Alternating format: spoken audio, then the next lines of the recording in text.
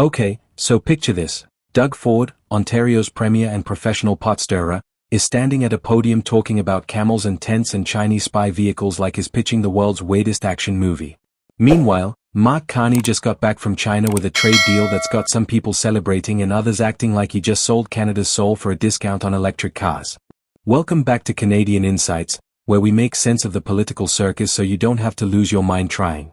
I'm your host, and today we're diving into the question that's splitting Canadian opinions faster than pineapple on pizza. Is Mark Carney's China EV deal brilliant diplomacy or a catastrophic mistake? Spoiler alert, the answer is way more complicated than a simple yes or no, but that's never stopped politicians from pretending it isn't. Let's break this down. Here's what happened. Carney went to China, did some negotiating, probably ate some incredible food, and came back with what he's calling a landmark deal. The agreement allows up to 49,000 Chinese electric vehicles into Canada at reduced tariff rates. In exchange, China is going to decrease tariffs on Canadian canola and other products. On paper, it sounds like a win-win, right? We get cheaper EVs to help with our climate goals, farmers get better access to Chinese markets, everybody goes home happy. Except Doug Ford is absolutely losing his mind over this, and he's not alone. The question is, are his concerns legitimate or is this just political theater with a side of fear-mongering? Let's start with what Doug Ford actually said, because it's truly something special. The man went on record saying this deal would hurt Canada's auto industry and threaten national security. Then he dropped this absolute gem. Once the camel gets his head in the tent, his whole body is in the tent. I mean, points for the vivid imagery, Doug, but what does that even mean in practical terms? Is China the camel? Are we the tent? Is this a metaphor or did Ford just really want to talk about camels? But wait, it gets better. He then suggested that President Donald Trump wouldn't want Chinese spy vehicles coming across the border. Chinese spy vehicles. Like every electric car from China is basically a four-wheel James Bond gadget waiting to steal our secrets. Now, before we completely dismiss Ford's concerns as political grandstanding, let's acknowledge that he's not entirely wrong to be worried about the auto sector. Ontario's economy is heavily tied to auto manufacturing. We're talking thousands of jobs, billions in economic activity, entire communities built around auto plants. When Ford hears that 49,000 Chinese EVs are coming into the Canadian market at reduced tariffs, he sees competition for Ontario-made vehicles. He sees potential job losses. He sees voters who work in auto plants getting nervous. It's not completely irrational, even if the camel metaphor was a bit much. But here's where it gets interesting, and this is where we need to talk to someone who actually knows what they're talking about instead of just shouting into microphones. Charlotte Yates, who runs the Automotive Policy Research Center and actually studies this stuff for a living, had some fascinating things to say. She wasn't surprised that Carney's China trip resulted in a deal. That makes sense, you don't fly halfway around the world just to have tea and take selfies. But she was surprised by the content of the deal, specifically how much Carney gave up. Her take? I'm not sure that we had any other option. And that right there is the real story everyone's missing while they argue about spy cars and camels. Canada was in a tough spot here, tougher than most people realize. Our relationship with China has been frosty for years. We've had trade disputes, diplomatic tensions, hostage situations, the whole 9 yards. Meanwhile, our farmers, particularly canola farmers, have been getting absolutely hammered by Chinese tariffs. These aren't abstract numbers on a spreadsheet. These are real people losing real money because their products are being taxed into oblivion when they try to sell to one of the world's biggest markets. Carney needed to do something. The question wasn't whether to make a deal, it was what kind of deal could he actually. So let's talk about what Canada actually got out of this, because it's not nothing. Reduced Chinese tariffs on canola and other agricultural products is huge for Canadian farmers. We're talking about potentially hundreds of millions of dollars in increased exports. Canadian agriculture has been getting crushed by protectionist policies around the world, and this deal opens up a massive market. For provinces like Saskatchewan and Alberta where canola is a major crop, this is potentially transformative. But you don't hear Doug Ford talking about that, do you? And why would he? Ontario doesn't grow canola. Ontario makes cars. Different province, different priorities, different political calculations. The other thing Canada gets is access to cheaper electric vehicles, which matters more than people think. Canada has ambitious climate goals. We've committed to reducing emissions, transitioning to clean energy, getting more EVs on the road. But here's the problem, EVs are expensive. Like really expensive. The average Canadian can't afford a $60,000 electric car, which means our climate goals become this aspirational thing that only wealthy people can participate in. Bringing in cheaper Chinese EVs, even a limited number of them, helps make the transition to electric vehicles more accessible. It's not perfect, but it's something. Now let's address the elephant in the room, or should I say, the camel in the tent. Ford's concerns about the auto industry aren't completely baseless. Allowing 49,000 Chinese EVs into Canada at reduced tariffs absolutely creates more competition for domestically produced vehicles. That's just math. More options in the market means consumers have more choices, which means Canadian automakers and the plants that build cars here have to compete harder. In a perfect world, competition makes everyone better. In the real world, competition can mean job losses and plant closures, especially if the competition is coming in with a significant price advantage. But here's what Ford isn't telling you. The Canadian auto industry was already facing massive disruption from the EV transition regardless of this China deal.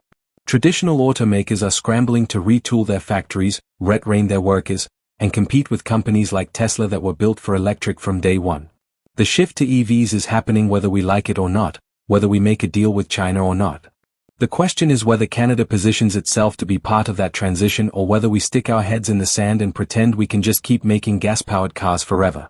Charlotte Yates pointed out something really important that gets lost in all the shouting. She said Carney went to China looking to make trade-offs, and the fact that he needed to do something suggests Canada didn't have great alternatives.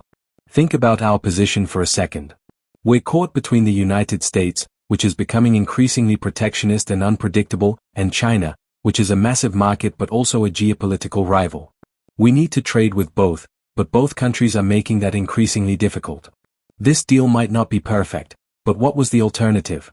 Keep letting our farmers get crushed by Chinese tariffs while we wait for some magical better option to appear. The reality of modern trade politics is that sometimes you're choosing between bad options and less bad options. It's not about finding the perfect deal, it's about making the best deal you can given the circumstances. Carney looked at the situation and decided that getting relief for Canadian farmers and access to cheaper EVs was worth allowing more Chinese electric vehicles into the market. Ford looked at the same situation and decided that protecting Ontario auto jobs was more important than everything else. They're both right about their priorities, which is why this is so messy. Let's talk about the national security angle for a second because Ford really went there with the whole Chinese spy vehicles comment. Is there a legitimate security concern about Chinese technology, including vehicles? Sure. China has been caught multiple times embedding surveillance technology into products, stealing intellectual property, and using commercial relationships for intelligence gathering. That's not conspiracy theory stuff, that's documented fact. But the idea that every Chinese EV is automatically a spy vehicle is, let's be honest, a bit much. It's like saying we can't buy Chinese phones because they might be listening to us, which, okay, maybe they are, but so is every other tech company on the planet. The real security questions around this deal are more subtle.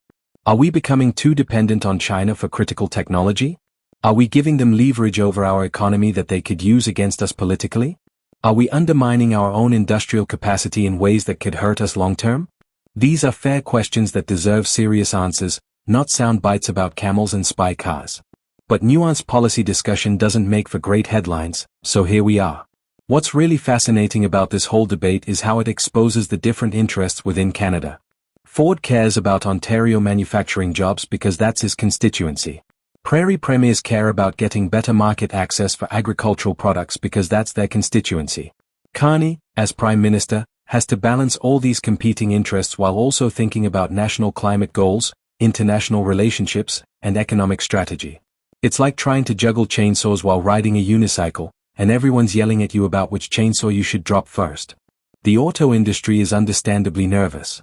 They see 49,000 Chinese EVs as the first wave of competition that could eventually become a flood. They're worried about plant closures, layoffs, and communities built around auto manufacturing becoming economic casualties of trade policy. But farmers who've been struggling with Chinese tariffs for years are probably pretty happy right now. They see this as finally getting some relief after being collateral damage in various diplomatic disputes. Who's right? Both of them. That's what makes this so complicated. Here's the thing nobody wants to say out loud but everyone's thinking. Canada doesn't have as much leverage in these negotiations as we'd like to believe. We're a mid-sized economy sandwiched between superpowers who are increasingly hostile to each other. We need access to foreign markets because our domestic market isn't big enough to support our industries on its own. But we also need to protect our workers and industries from being completely overwhelmed by foreign competition. Threading that needle gets harder every year, especially as global trade becomes more politicized and less predictable. Carney's deal might not be perfect, but perfect wasn't an option. The question is whether this deal is better than the status quo of farmers getting hammered by Chinese tariffs while we wait for some mythical better opportunity. Yates seems to think Carney didn't have much choice, and she's literally an expert on this stuff. Ford thinks the deal is terrible, and has got legitimate concerns about auto jobs. Can they both be right? In politics, absolutely. So is Mark Carney's China EV deal a disaster or a necessity? Well, if you're an Ontario auto worker, it probably looks like a disaster. If you're a Saskatchewan canola farmer, it probably looks like a necessity. If you're trying to buy an affordable electric car, it might be great news. If you're worried about Chinese influence in Canada, it might keep you up at night. The truth is it's probably all of these things at once, which is deeply unsatisfying but also reality. Trade deals create winners and losers, and pretending otherwise is just dishonest. What we need to watch now is how this actually plays out. Will those 49,000 Chinese EVs flood the market and destroy jobs, or will they fill a niche and help with climate goals? Will the reduced tariffs on Canadian products actually benefit farmers, or will China find other ways to restrict our access? Will this deal strengthen Canada's position or weaken it? We won't know for months, maybe years, but you can bet Doug Ford will keep talking about camels the entire time. If you want to stay on top of this story and every other wild development in Canadian politics, hit that subscribe button and join the Canadian Insights crew. We're pumping out multiple videos daily because this stuff never stops.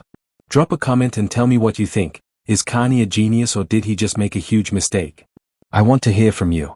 Until next time, stay informed, stay skeptical, and remember that in Canadian politics, the only thing more complicated than our trade relationships is explaining them at parties. See you in the next one.